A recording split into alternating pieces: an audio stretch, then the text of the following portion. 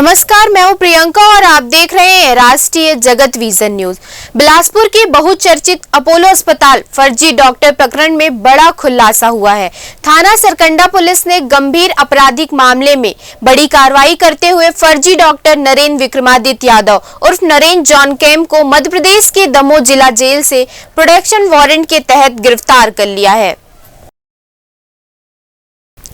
ये वही मामला है जो 2 अगस्त 2006 को शुरू हुआ था, जब पूर्व विधानसभा अध्यक्ष पंडित स्वर्गीय राजेंद्र प्रसाद शुक्ला का निधन अपोलो अस्पताल में एंजियोग्राफी और एंजियोप्लास्टी के दौरान हो गया था। उस समय ये घटना सामान्य इलाज के दौरान हुई एक मौत के रूप में दर्ज की गई थी, लेकिन बाद में पता चला कि जो डॉक्टर उनका इलाज कर रहा था वे फर्जी था।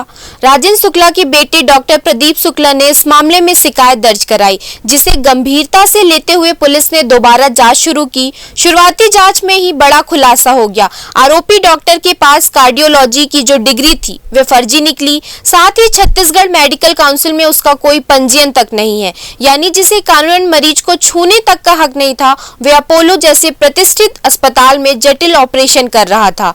यही नहीं, आरोपी डॉक्टर ने शुक्ला का इलाज भी बिना किसी वैध योग्यता के किया, जो अंततः उनकी मौत का कारण बना।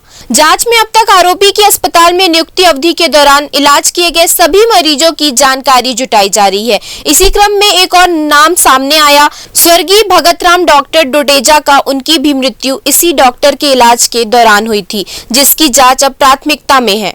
कानून की नजर अब सिर्फ उस व्यक्ति पर नहीं है जिसने झूठी डिग्री के सहारे लोगों की जान से खेला, बल्कि उस संस्थान पर भी है जिसने उसे यह मंच दिया। फिलहाल इस खबर में इतना ही। देश प्रदेश की खबरों से अपडेटेड रहने के लिए हमारे चैनल को सब्सक्राइब करें। नए खबरों के नोटिफिकेशन के लिए बेल आइकॉन जरूर दबाएं। नमस्कार।